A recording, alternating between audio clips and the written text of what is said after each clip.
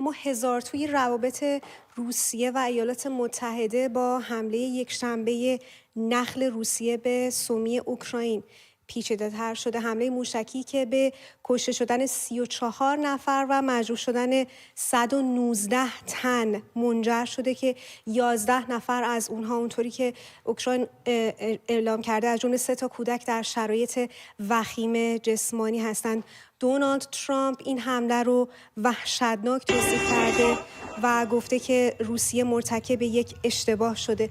در عین حال وزیر خارجه لهستان در نشست وزیران خارجه اروپا در لوکزامبورگ گفته ولادیمیر پوتین با ادامه حملات به اوکراین در حال تمسخر حسن نیت دونالد ترامپ.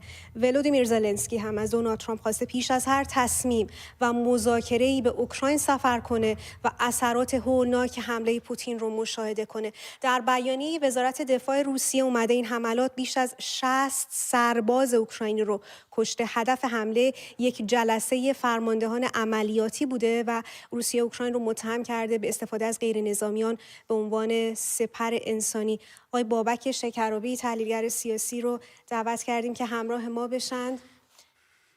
جناب شکرابی، سپاس از اینکه دعوت ما رو پذیرفتید.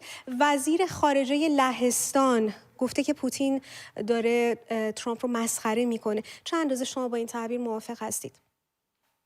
درود عرض میکنم و سپاسگزارم که من در برنامه‌تون پذیرفتین. جهت اطلاع بینندگان محترم، خب امریکا داره یک سیاست‌هایی رو دنبال میکنه که در جهت جداسازی روسیه و چین هستش. این سیاست‌ها تازگی نداره. در دهه 70 میلادی هم آقای هنری کیسینجر آرشیتکت اصلی اون بود که در اون زمان معتقد بودن اگر چین رو از روسیه جدا بکنن برخورد و مقابله با روسیه بهتر خواهد شد.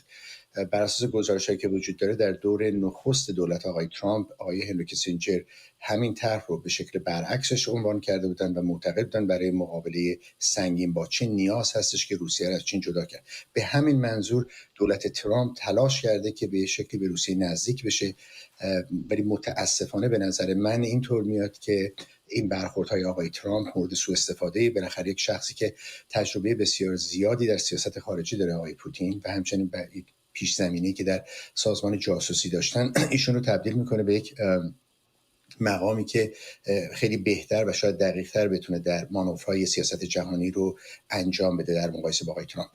برجد این اشتیاق بیش از اندازه آقای ترامپ برای اینکه بخواد روسیه رو از چین جدا بکنه، یه تبعات منفی هم داشته. یک گزارش اومده بیرون که ظاهراً در یکی از صحبت‌هایی که بین مسئولین دولت آمریکا و روسیه شده، قول داده شده بوده که حتی نیروهای ناتو، بخشی که متعلق به امریکا هستن، از کشورهایی که بعد از سال 1990 و 91 به ناتو پیوستن خارج بشن. یکی از اون کشورها مشخصا کشور لهستان هستش که خب لهستان رو در یک شرایط بسیار بدی قرار میده.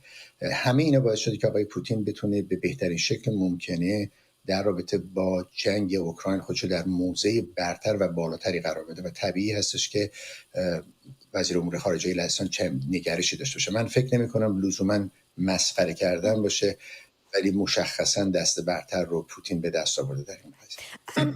ارزیابی شما رو من میخواستم جناب شکرابی بدونم از موقعیتی که دونالد ترامپ الان در مناقشه اوکراین گرفتار شده. خب ببینید، از یک سو به نظر میاد که کشورهای اروپایی به سرعت دارن ظرفیت‌های اسلحه سازی خودشون رو افزایش میدن. یک گزارش من داشتم مطالعه می‌کردم، نوشته بودش که سهام کمپانی‌های اسلحه سازی در اروپا با یک جهش 40% روبرو بوده. اینا مشخصا بر اساس خب سیاست‌هایی هستش که کشورهای اروپایی دارن طی می‌کنن که بخوان یک فاصله ایجاد بکنن از اون وابستگی که دارن به تجهیزات نظامی که شرکت‌های آمریکایی تولید می‌کنن. این خودش قضیه رو بسیار پیچیده‌تر خواهد کرد در رابطه با سیاست‌هایی که آقای ترامپ در اوکراین بر عهده دارن. قدرتمندتر شدن بیشتر اروپا به لحاظ نظامی تحریکی محسوب میشه برای آقای پوتین. آقای پوتین مشخصاً این مسائل رو در مذاکراتشون با آقای ترامپ مطرح میکنن. از سوی دیگه آقای ترامپ اومدن خودشون رو وارد یک نبرد تعرفه‌ای کردن و مواضع متفاوتی رو با اروپا در پیش گرفتن. منظور من این هستش که هر چقدر که آقای ترامپ و آقای پوتین تلاش بکنن به یک نتایجی برسن، یک نیروی دیگه‌ای به خاطر اون تولیدات جانبی سیاست‌های خارجی آقای ترامپ داره به وجود میاد که اون نیرو تاثیرگذار خواهد بود و در نهایت من فکر می‌کنم که آمریکا و مواضع آمریکا رو تضعیف میکنه. به نظر میاد که پوتین لذت ببره از اینکه تغییراتی انجام بگیره بین مواضع مشترک اروپا و آمریکا. سپاسگزارم از حضور شما در برنامه آقای بابک شکربی، تحلیلگر سیاسی.